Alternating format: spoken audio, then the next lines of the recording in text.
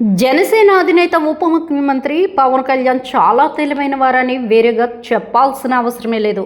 ఆ మాటకు వస్తే ఆయన రాజకీయ ఎదుగుదల, ఆయన మార్క్ వ్యూహాలు చూస్తేనే అన్నీ అర్థమవుతాయి.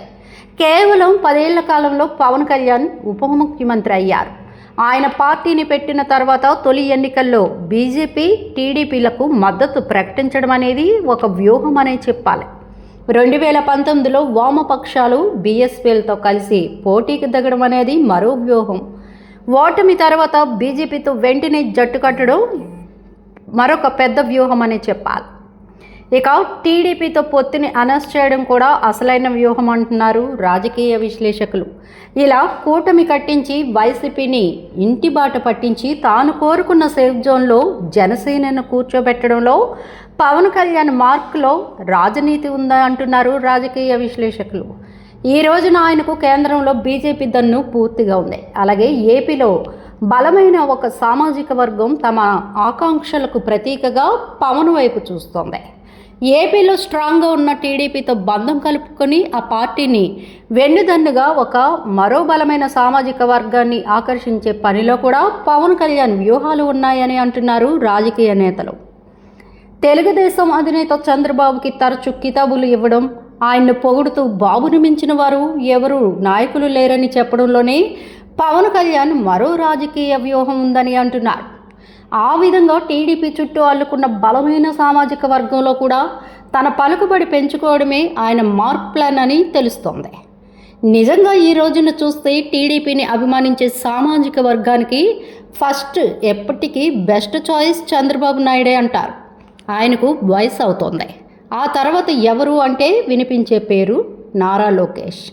ఆ తర్వాత ఖచ్చితంగా మూడవ పేరు ఎవరిదే అంటే పక్కాగా చెప్తున్నారు పవన్ కళ్యాణ్ అని. మరి అలా ఆ సామాజిక వర్గంలో తనకు ఇంతటి కీలకమైన స్థానం సంపాదించడం అంటే పవన్ కళ్యాణ్ రాజకీయ వ్యూహం సక్సెస్ అక్కడే ఉందని అంటున్నారు రాజకీయ విశ్లేషకులు. ఇక బీజేపీకి ఏపీలో బలం తక్కువగా ఉంది. అయితే బీజేపీకి నమ్మకమైన మిత్రుడిగా పవన్ కళ్యాణ్ ఉన్నారు. ఆయన బీజేపీతో పాటుగానే హిందూ తత్వాన్ని తన ఆలోచనగా చేసుకున్నారని అంటారు. అలాగే సనాతన ధర్మం పట్ల అనురక్తిని పెంచుకున్నారు పవన్.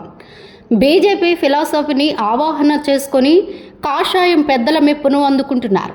అందువల్ల ఏపీలో ఏమైనా రాజకీయ పరిణామాలు జరిగితే కనుక పవన్ కళ్యాణ్ని ముఖ్యమంత్రిని చేయడానికి బీజేపీ సిద్ధంగా ఉంటుందంటున్నారు రాజకీయ విశ్లేషకులు. చంద్రబాబు ముఖ్యమంత్రిగా ఉన్నంత వరకు సీఎం పీఠం వైపు చూసేందుకు ఎవరూ సాహసించకపోవచ్చు. పవన్ కళ్యాణ్ కూడా బాబుని 15 ఏళ్ల పాటు సీఎంగా ఉండమని కోరుతున్నారు. ఇక చంద్రబాబు నాయుడు తర్వాత మాత్రం సీఎం రేసులో బలంగా దూసుకొని వచ్చే కూటమి అభ్యర్థిగా పవన్ కళ్యాణ్ ఖచ్చితంగా ఉంటారని అంటున్నారు. అది 2029 కావచ్చు, లేదా 2034 కూడా కావచ్చు, లేదా ఆ మధ్యలో అయినా అవ్వచ్చు అని అంటున్నారు. ఇక పవన్ కళ్యాణ్కి ఓపిక, సహనం చాలా ఎక్కువ. ఆయన ఇప్పుడేమీ పీఠం కోసం ఆరాటపడడం లేదు. చంద్రబాబు నాయుడు వద్ద తాను ఎంతో నేర్చుకుంటాను అని అంటున్నారు. బహుశా ఇలాంటి శిష్యుడు ఒకరు తనకు లభిస్తారని చంద్రబాబు నాయుడు కూడా ఎప్పుడు కల్లో కూడా ఊహించకపోవచ్చు.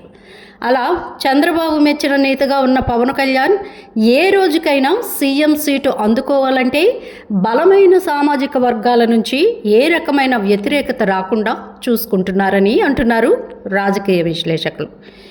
ఎటు గోదావరి జిల్లాలో బలమైన సామాజిక వర్గం దన్ను పవన్ కళ్యాణ్కి ఎప్పటికీ ఉంటుంది.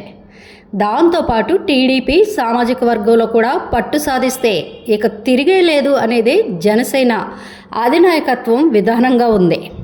ఇక టీడీపీని అంటిపెట్టుకుని ఉన్న బీసీలు, ఇతర సామాజిక వర్గాల్లో కూడా చంద్రబాబు తర్వాత తానే బెస్ట్ చాయిస్గా అనిపించుకునే ప్రయత్నంలో పవన్ కళ్యాణ్ ఉన్నారని అంటున్నారు. ఏది ఏమైనా పవన్ కళ్యాణ్ లక్ష్యం అనేది బలంగానే ఉంది. దాన్ని సాధించేందుకు కూడా ఆయన దగ్గర తగిన వ్యూహాలు ఉన్నాయని చెబుతున్నారు రాజకీయ విశ్లేషకులు. మరి రానున్న కాలంలో పవన్ సీఎం అయినా అవ్వచ్చు అంటున్నారు ఆయన అభిమానులు. చూద్దాం ఏం జరగనుందా. మా వీడియోస్ కనుక మీకు నచ్చినట్లయితే లైక్ చేయండి, షేర్ చేయండి, సబ్స్క్రైబ్ చేయండి.